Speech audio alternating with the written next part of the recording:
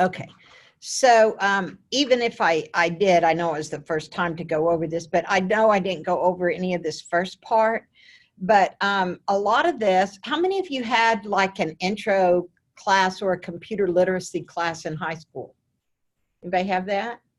Okay. So, but even if you didn't, you've probably been around computers. Like when I first started teaching here in 1992, hardly anyone had it in high school. There wasn't, well, no one, the high schools weren't doing that. Now they start at elementary age, giving them iPads, different things like that. Did any of you all have that in school? No? Yes, not sure? No?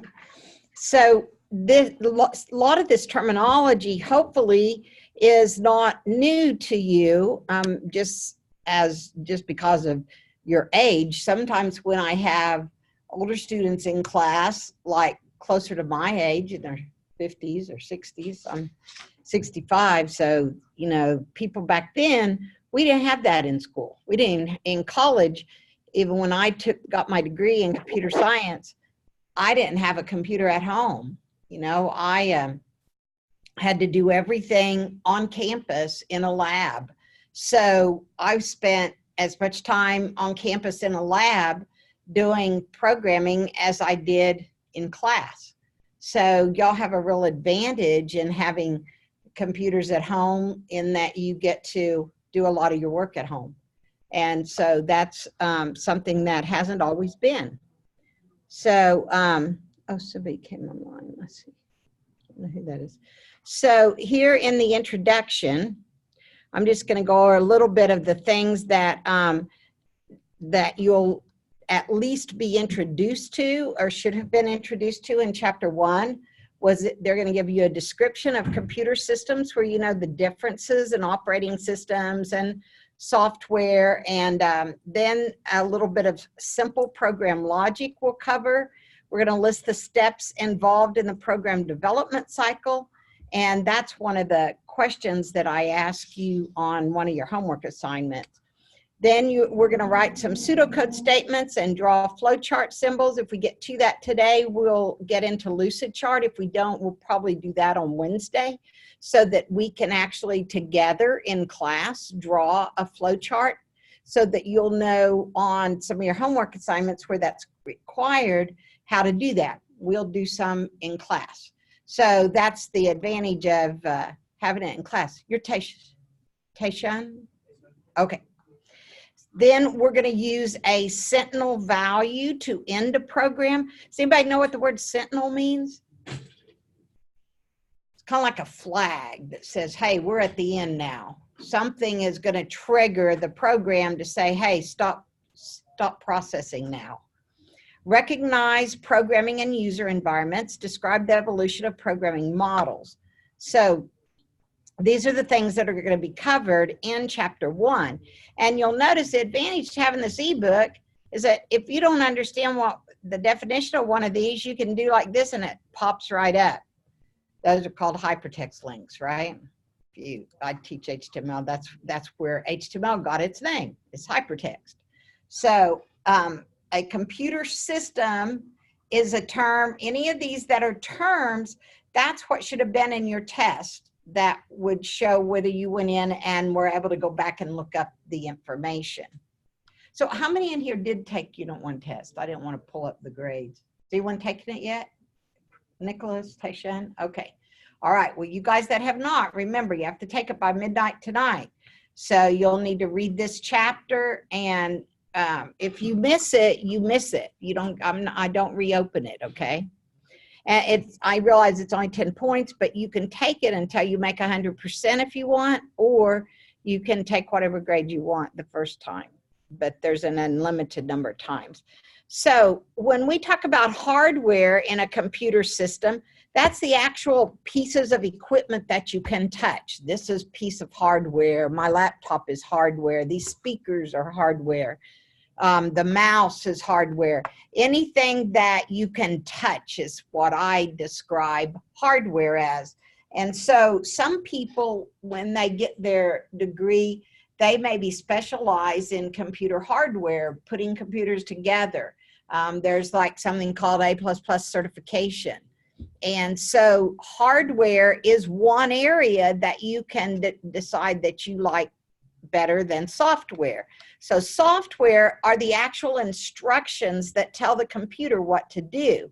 Software is programs, which are instructions. There's different kinds of programs. The microcomputer application programs that you use all the time, like Microsoft Word, Excel, but for sure Word, those are programs that are called apps that are built in. They're not operating system applications, and that's what we're going to look at, the differences.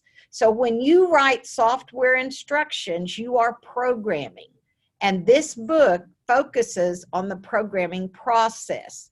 So we're not going to focus on Python scripting, but we're going to use it to be able to see how these programming processes work, because it's very boring to just have to do pseudocode and flowchart and never really see if it works on the computer.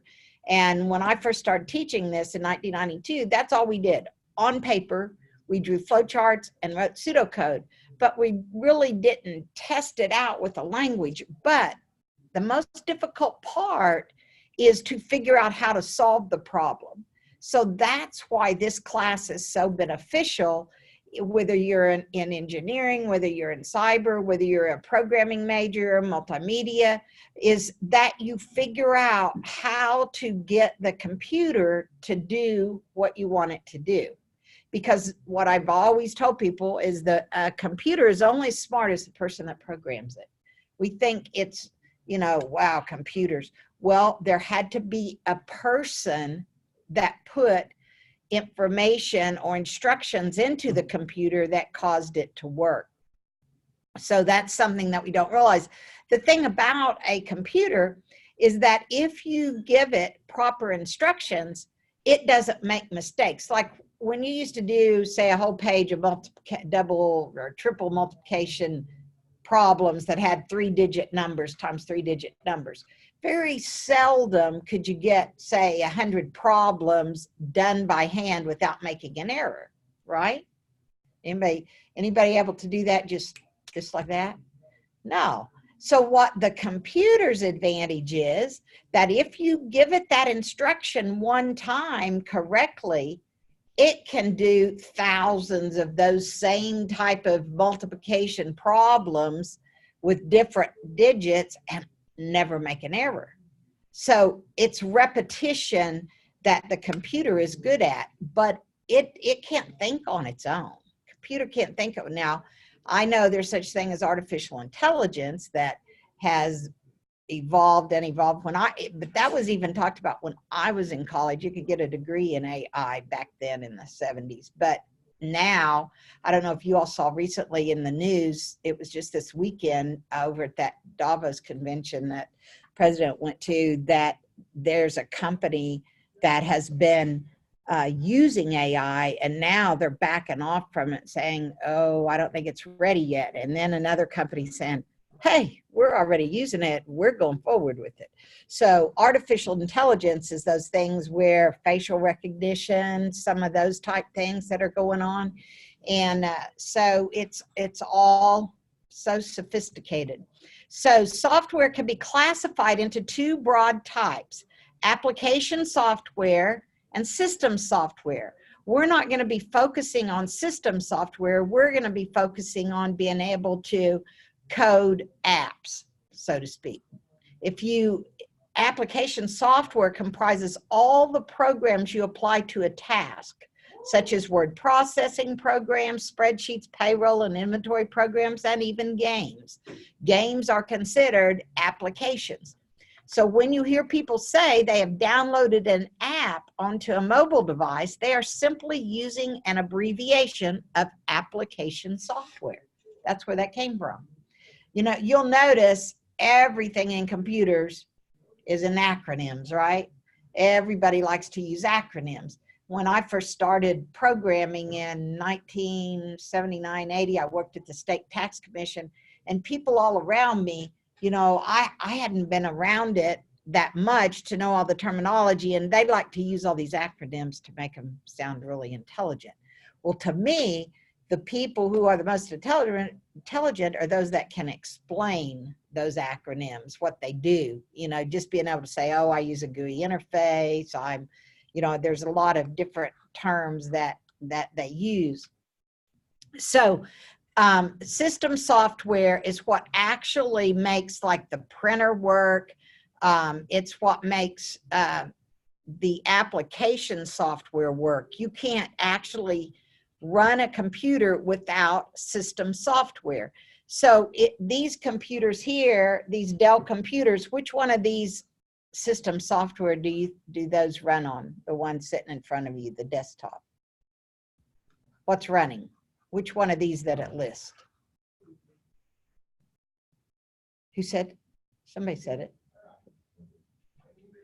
Yeah, I'm not gonna mark you down if you're wrong. Just who said something? Somebody said Windows. Okay, good. So Windows is what the PCs, the Dell computers that are sitting there in front of you run on.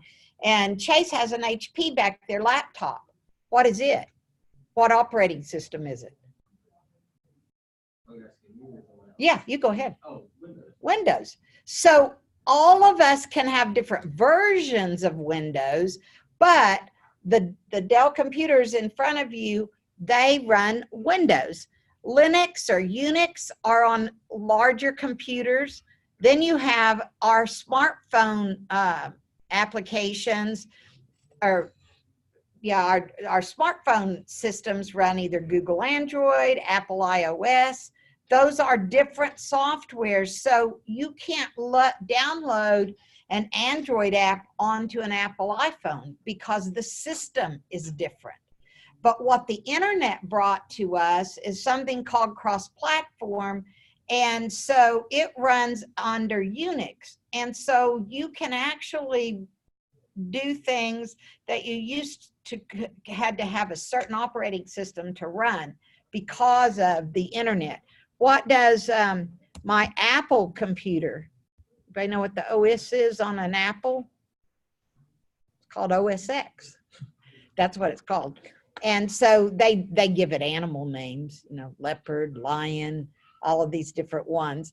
But the difference, you know, I was in Windows for many years. I started the mainframe environment in '79 at the State Tax Commission, and we had the large mainframe computers down in the basement, whole big floor. And we had these that were called dummy terminals. And that was how we programmed, and we communicated with the mainframe. Their PCs could not communicate with the mainframes back then. And so that was where I wrote COBOL programs and CICS, and there was a lot of different kind of languages that I used while I was going to school.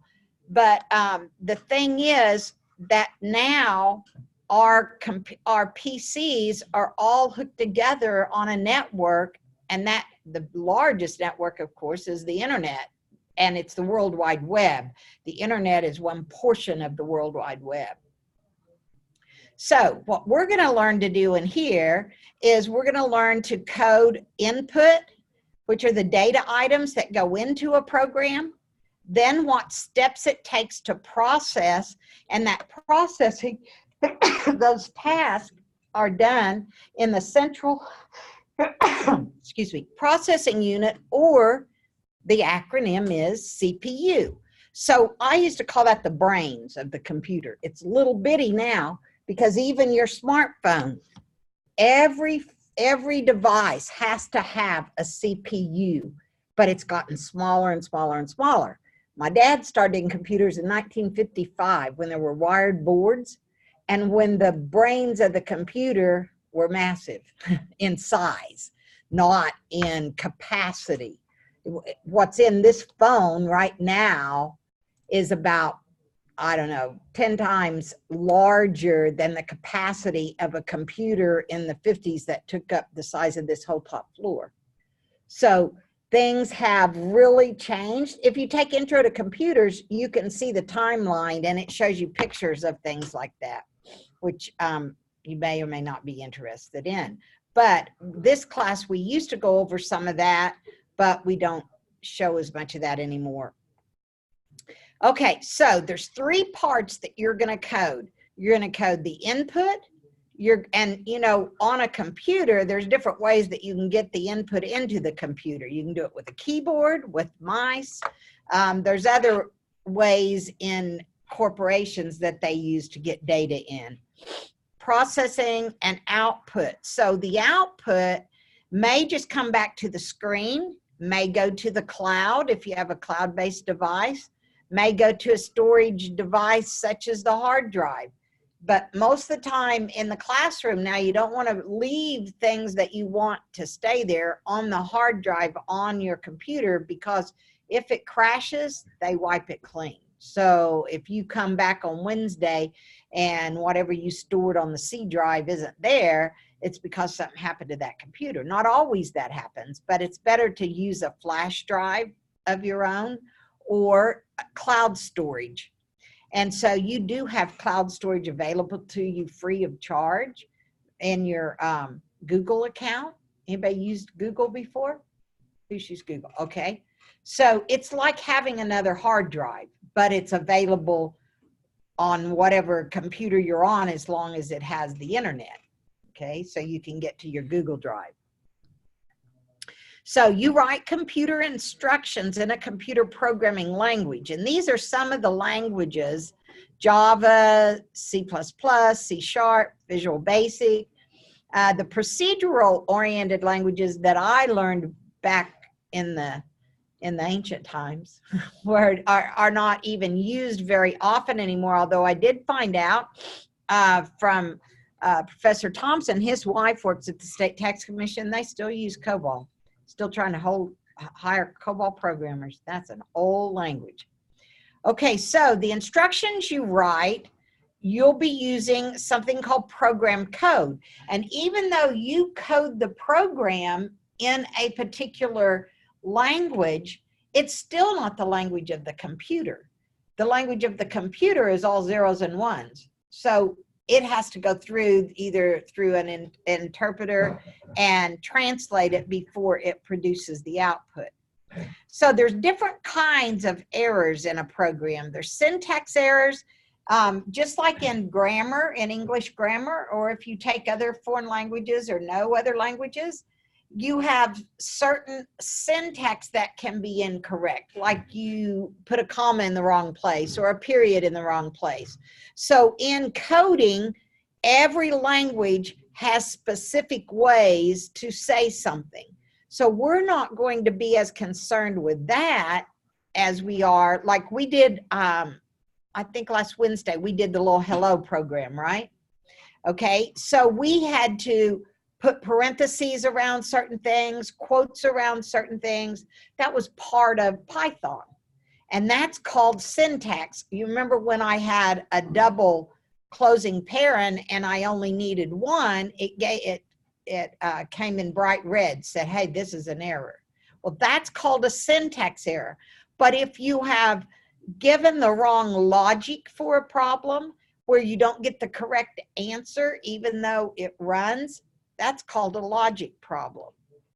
So here's ways in different languages, like in Python, we just did print hello, but we put it also in parentheses. I don't know that it'll print without the parentheses around it. I'd have to try that. This is how you do it in Visual Basic, C++, and Java. So all of these would give you the same output. So after you learn French, you automatically know or can easily figure out many Spanish words. Similarly, after you learn one programming language, it is much easier to understand other languages.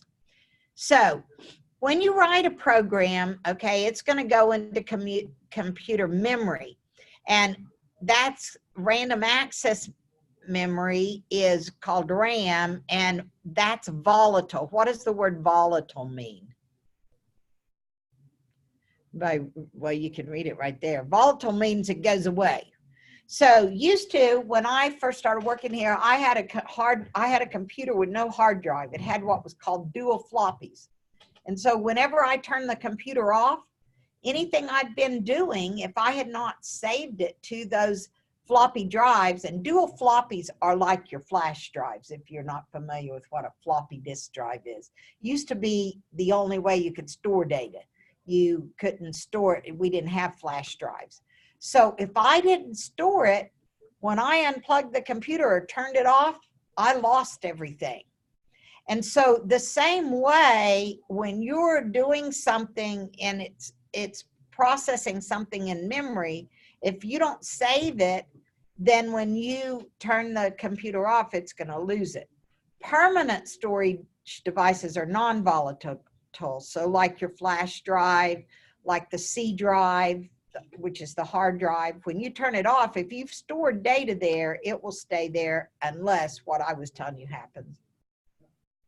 So there's machine language, and when we code what's called source code, and when it goes through the interpreter or the compiler, which some languages have to be compiled, some like Python is a scripting language, which is different from a full-blown programming language because it just goes through an interpreter and presents your results on the screen. But languages like C++, C#, Visual Basic, COBOL, all those have to go through a compiler, which creates what's called object code. And that's what the machine can actually read in the binary language, the zeros and ones. And we used to go through some more on binary, learning how to use binary math, but we don't take time to do that in this class now. So although there are differences in how compilers and interpreters work, their basic function is the same. They translate the Python statements or the C# statements or the Java statements into something that the machine can read. So after a program source code is translated successfully, then it runs or executes. So scripting languages such as Python, Lua, Perl, and PHP, and there's others. JavaScript is the one that's used in web design in the front end development, and we used to use it in here, but we went to using Python. Python is a little bit easier, but JavaScript is like a subset of Java, so it's pulled out of the compiled language Java, and it's a little easier to learn. So these are just some things that you can go through and see. That just tests to see if you read and understand it. Okay, so simple programming logic. And I'm not going to play this in here, but you should, if this is your first introduction to programming, because she explains, the author here explains through a little video clip what simple program logic is and what logic errors are. So here it's showing you, if you were going to instruct someone to make a cake, you remember the other day I told you everything that you do is in a logical sequence. Just most of the time, things that you do every day, you don't even think about the steps that you go through to do it. But the computer, when you tell the computer how to do something, you can't leave out a step. So here it's saying, get a bowl, stir, add 2 eggs, add a gallon of gasoline. Bake at 350 degrees for 45 minutes, add 3 cups of flour. So you know that it's very obvious that this is going to cause a problem in your cake, right? Well, that's what you're going to be finding in your problems, is there's going to be lines that you don't need in there. So even though the cake baking instructions use English language syntax correctly, the instructions are out of sequence. Some are missing, and some instructions belong to procedures other than baking a cake. So that's the example of a logic error, because there's no syntax errors here. It's just either the sequence or the logic is going to cause it to have a problem. Okay, and this is the one that we looked at. Did we do this one in Python? No, we just did hello, right? Okay, so we'll do that here in just a second. So this is pseudocode, and remember I told you there's 3 parts to every program. This in the middle, the processing steps, can be more than one, but in this case, we only needed one to show how to double a number. Now, if I was coding this in pseudocode, this is English-like statements, and it simply says, input my number. Now, this is a variable. A variable name can be anything you want it to be, but you can't have spaces in it, and you can't have punctuation in it. You can have an underscore. So sometimes when you want your variable name to have 2 words, this is called camel casing, where you start out with the lowercase, and then when you run into the second word, since you can't have a space there, you start it with a capital letter. That's just because that's a variable name that makes sense. I could have just called it num. I could call it anything I wanted. But you know, in algebra, how you used X's and Y's and A's and B's, and it didn't make much sense. Well, in here, our variable names are going to make sense according to the problem. So it's saying up here, suppose you want to write a computer program to double any number you provide. Then you're going to say here, we need input of a number. That's what that says. Give me a number. And then once I have that number, it's important that this variable name up here that was input to me is used in my processing step. So whatever I call this number, I have to be consistent with it. So I say input my number. And then down here, I came up with another variable name, my answer. So I'm saying equals, my answer equals my number times 2. And you can't use an X like you used to, or a dot in multiplication. It's an asterisk. That's what you use for multiplication in programming. And then the third part of every program is the output. Because if you don't output it, doesn't do you any good to do this step. It won't give you, you won't see it. It's kept in memory. So the only way to get it out of memory, and how did we do output in Python? We didn't say the word output. What did we say? How did we get it to come to the screen? When we did the hello program. Print. So output is kind of a generic for pseudocode, because that's just saying in any language, whatever language you're coding in, you have to output my answer. Okay? So when I have students write pseudocode, I allow you to put print my answer because we're using Python. Because in pseudocode, it's whatever helps you to convert that pseudocode to whatever language you currently are coding in. That's what pseudo, what does the word pseudo mean? Anybody know? What does pseudo mean? Anybody? Pseudo. Nobody knows, or you just don't want to say? Come on. Pseudo means like. So it's when it says pseudo code, it's like code. So it's like whatever code that you're using. So this goes in and explains variable.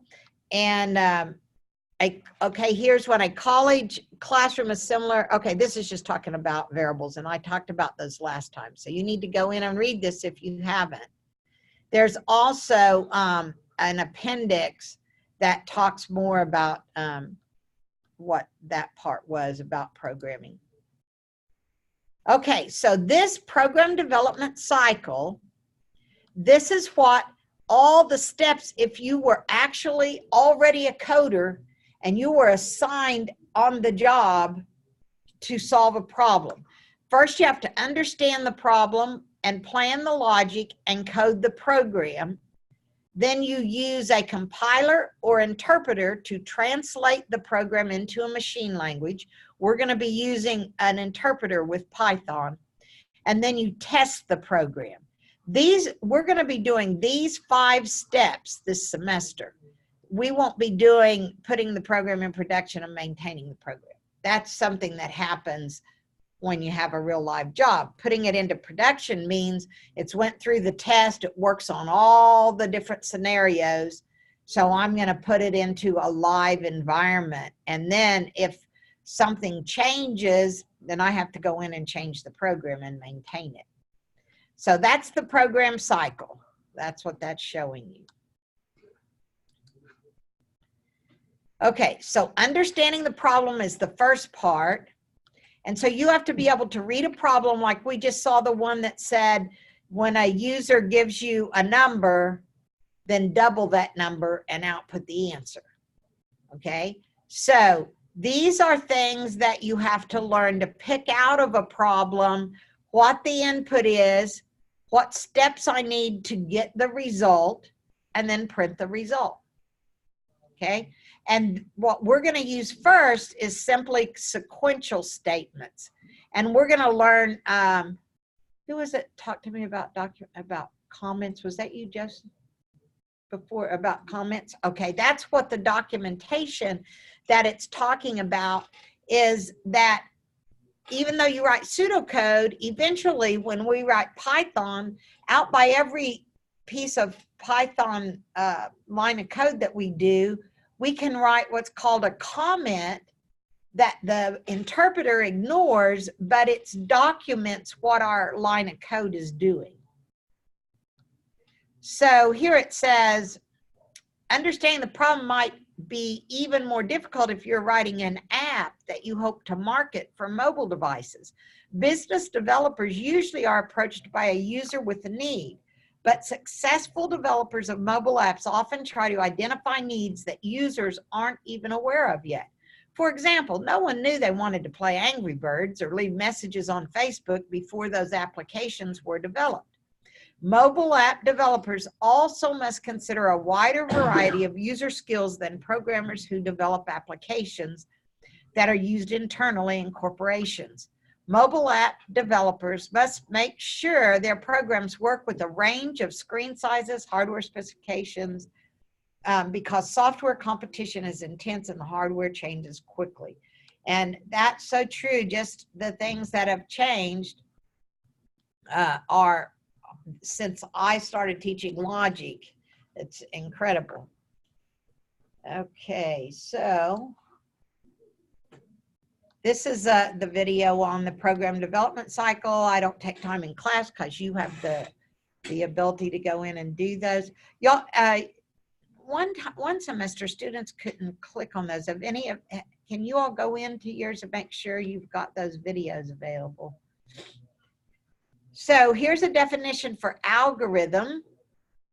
This is something that's really important, desk checking. Although in Python, very seldom do students actually do desk checking, because when I used to code for my class over at UCO, we didn't have laptops. We used to type out every line of our program on an IBM card, and we had a deck of cards this high when I wrote a COBOL program, and I could only run it 3 times a night on the computer there, and if it didn't work, I had to wait till the next day to try it again. So I could not wait till the night before to get my assignment done, unless I thought I was gonna have a perfect code. And so it was very important that I be able to go through the program and see, desk checking wise, if I could write out, put values in, and go through it and come up with the right answers. Because if I couldn't do desk checking, but in Python, all you have to do is try it and it'll give you the error and show you, right? So you don't actually have to go through the code, but you do have to take certain values that I'll give you on the, when we're doing it, we'll test it with certain values and see if we get the correct output. So that's what, then coding the program, you have to first correct the syntax errors like we had to when we did the hello program before you can correct the logic. So software that we use, these are different programming machine languages depending on what type of language you're using. Now all of this that I'm skipping over, you be sure that you've read it. So this is a simple flowchart, but not a program coding flowchart. This is just showing you system-wise what you go through in executing a program. You come here, execute it. If there's errors, then you're going to go, then you're going to have to, oh, here's where you start. I'm sorry. Write and correct the program code. So then you compile it or send it through the interpreter. If there are no syntax errors, then you execute the program and then you output. But if there are syntax errors, then you go down here and you correct them and go through again until there's no more syntax errors. And testing is where we check with numbers like we did. Remember we did that. I actually did show you that with numbers. I remember coding that, and then if you don't convert it in Python to an integer, it doesn't give you the correct answer, right? We did do that. And debugging is where you keep running it if you weren't getting the right answer, because if you tested it with something as simple as 2, then you could figure out exactly whether you were getting the right answer or not.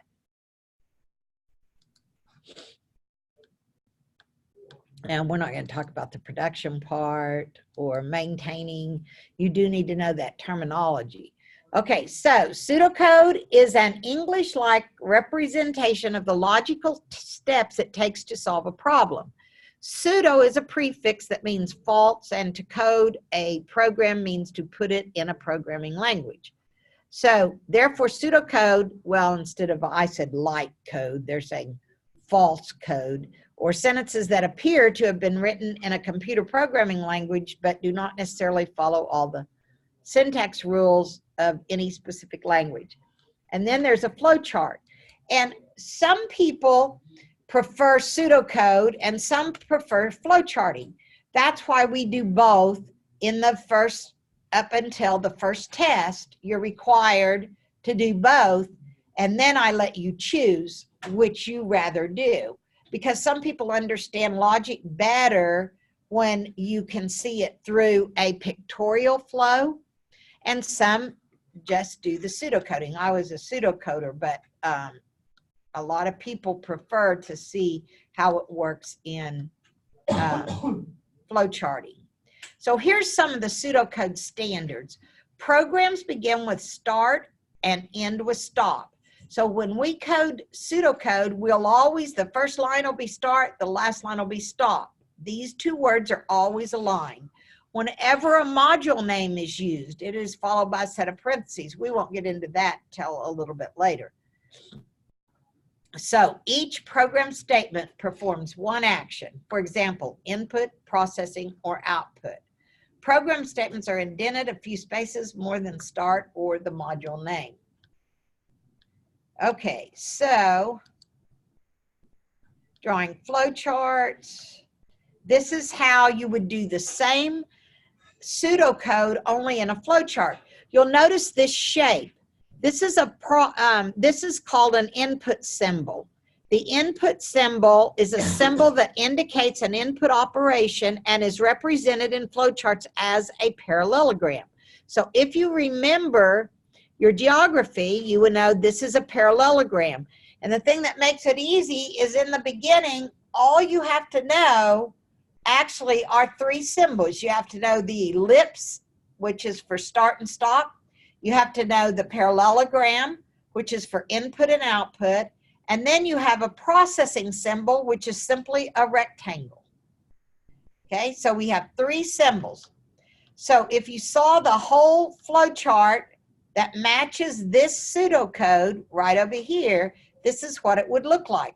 So you take the start and you put it in an ellipse, draw a flow line, then you have a parallelogram, which is the input symbol, and then you have a rectangle, which is the processing symbol, and then an output, which is a parallelogram, and then the end, again, which is, thank you, is a stop. So these are the things that we're going to draw, and these are inside Lucidchart. Now, inside Lucidchart, we aren't going to talk about these modules yet, or the decision. We're not going to use these yet. We're only going to be using these and the ellipse, which it didn't show the ellipse. But these are the ones that are inside Lucidchart. So we're going to actually have time to draw a flowchart today. So here are instructions. After the flowchart or pseudocode has been developed, the programmer needs only to buy a computer, buy a language compiler, learn a programming language, code the language, attempt to compile it, fix the errors, compile it again. But we won't be doing compiling. We're just going to open it in the browser. So inefficient pseudocode for a program that doubles 10,000 numbers. You would have to write this 9,997 more times for this to work. So there's another way we use a loop, and we actually don't get into loops till a little later.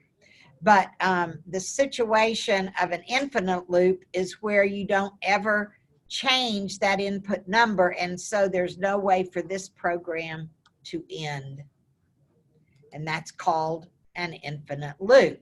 So that's where the sentinel value comes in, is where you have to make a decision, and we're not going to actually code any that do this right now, but this one would say start, input a number, and if my number is equal to 0, that's what you know, the diamond shape has two branches that come out.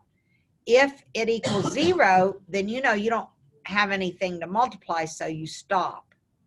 If it's not 0, then you're going to go ahead and double it, output my answer, ask for input my number again, and until the user enters 0, then it's not going to stop the program. So EOF means end of file, and some languages you can simply say if EOF stop, but not in Python. But that's showing you some languages that do that, and you'll write some pseudocode like that. Let's see here. So, okay, what text editor are we using in this classroom to do Python? What do you open up? What do we open up on Wednesday and do the hello program? What's it called? PyCharm. Good. Okay, and remember, if you don't have PyCharm and you haven't downloaded it on your computer yet, even though it's free, you can always use Notepad if you're in Windows and TextEdit if you're in the Mac. It just won't give you any clues when you type it in there if you have an error. PyCharm, you know, lit up red when it was wrong, right? Okay, so here's C#, a number doubling program in Notepad. So they typed this in Notepad, and this is C#. You see it's a lot more difficult than what we use. So you can use the editor of what's called an IDE, which stands for Integrated Development Environment, such as in C#, Microsoft Visual Studio IDE has all of these languages built into it, and you can actually code within that environment. Anyone use that before? Microsoft Visual Studio?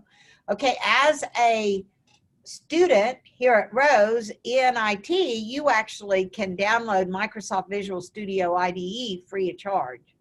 And there's a link to it. If you take languages here, you will have that option to download those on your computer at home. And here's what it looks like. Similar to PyCharm in that it gives you your errors and everything down here at the bottom. But you won't need it for this class, for Python. Here's what we will, this is called a GUI environment. GUI, anybody know what that stands for? Anybody? Graphical User Interface. Came out when Apple created the Windows environment with drag and drop with the mouse. You probably didn't realize they were the first ones, and Windows copied them. Windows decided with Windows 1, hey, that's taken off, I better do that.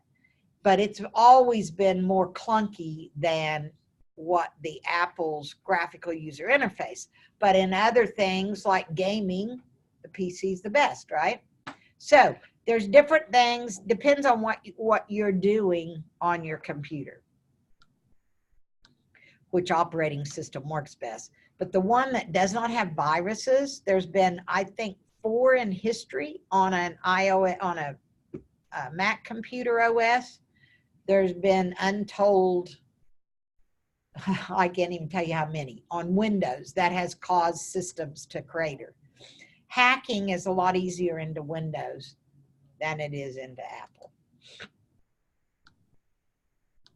Is anybody in here cybersecurity? I think there was one, maybe. Who's doing a cybersecurity major? Nobody? Oh, I thought there was. There's usually some in here. Okay, so these are the different styles of languages. Like I was telling you, procedural oriented was what I started coding in. Then there's object oriented, and we'll see the difference of those as we go forward. Okay, so before we go out and look at PyCharm, I'm going to close this. And everybody, if you haven't gotten into Cengage, get into your Cengage, and we're going to code that first program, executing code in Python. Everybody got in there? If you don't, then you have to do this on your own. If you don't do it with us in class, it's up to you. It's not worth a lot of points, but if you miss a lot of them, then it adds up. So this is the easiest one, executing code in Python. And we actually already did that in PyCharm when we did the hello program. But here inside MindTap, to get this, you have to click on here. And then it says start assignment now.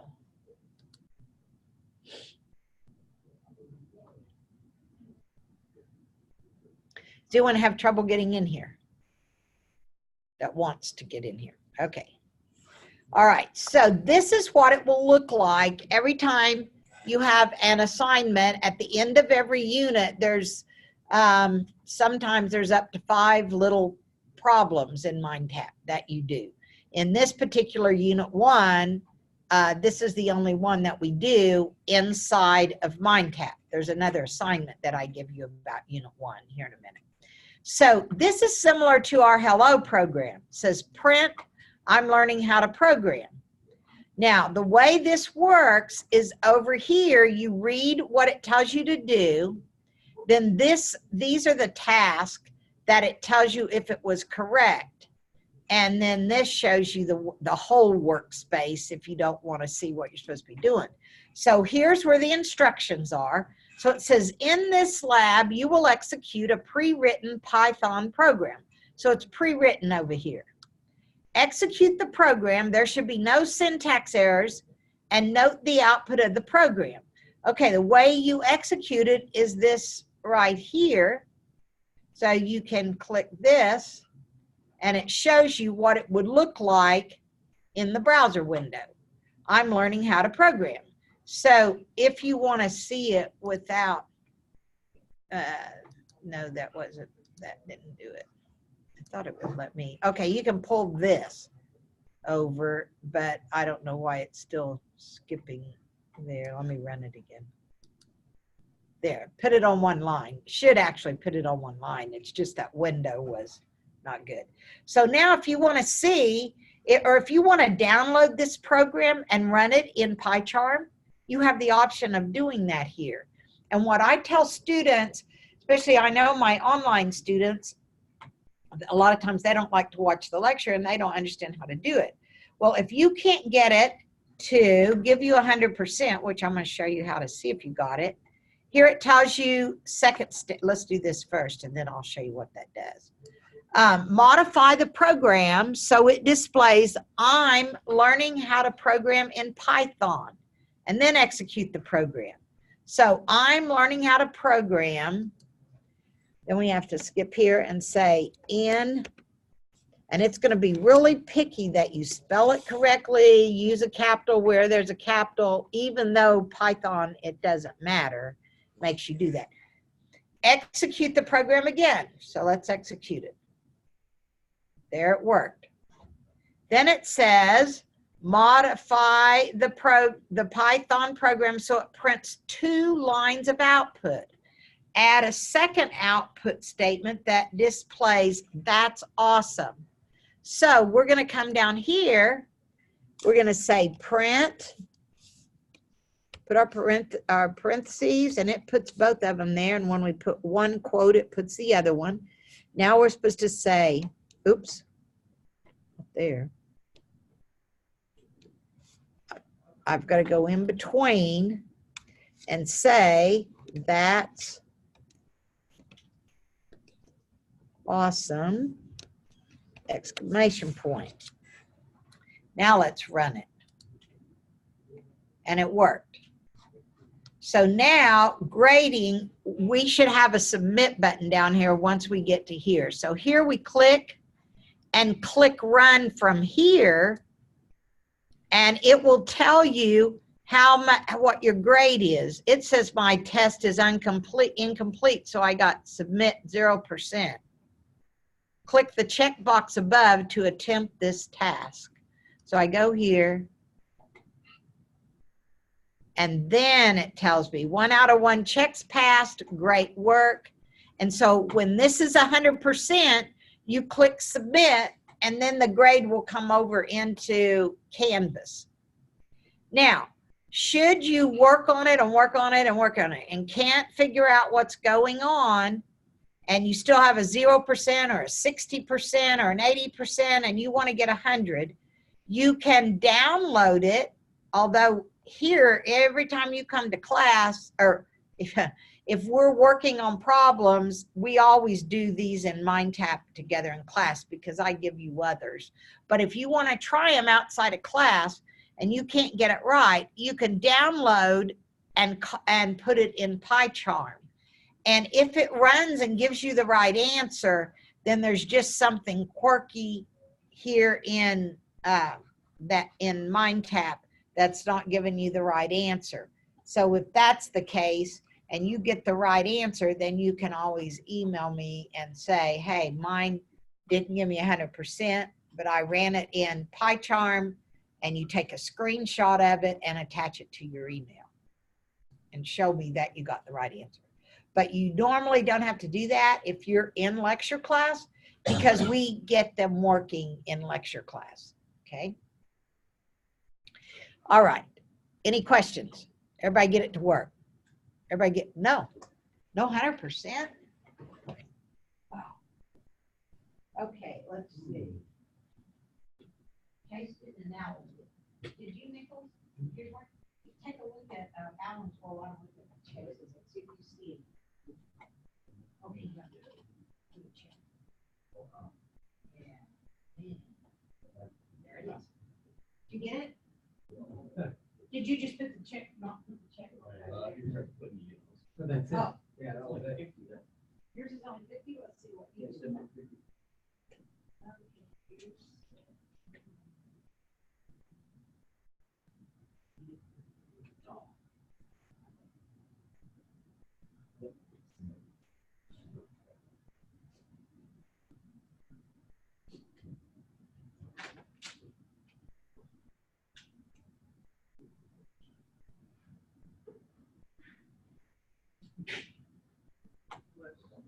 Yeah, a period. See, he left the period off. That's what I was telling you. It's real finicky. Let's see what you're saying.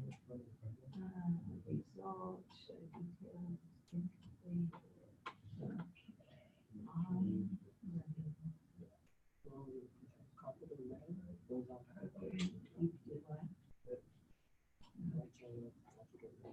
Yeah. But then you have to do it over here to get your numbers. It still say it likes that one, it doesn't like something else. In, you left the word in out there. I-N.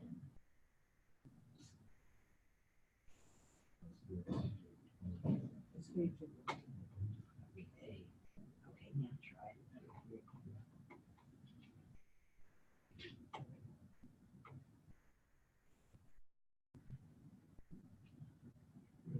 Is it still saying something's wrong?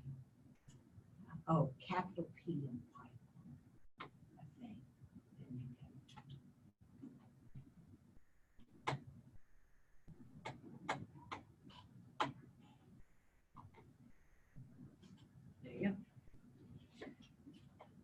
Okay.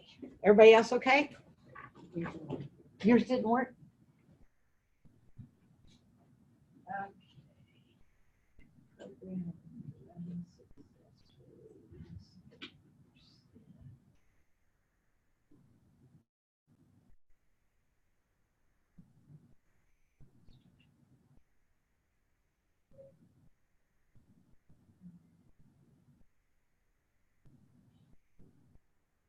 So what's that?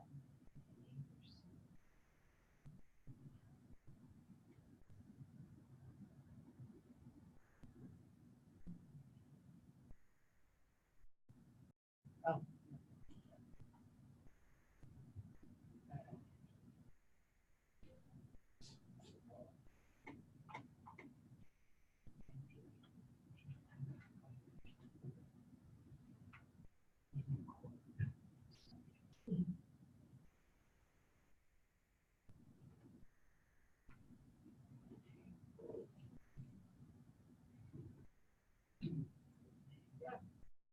All right.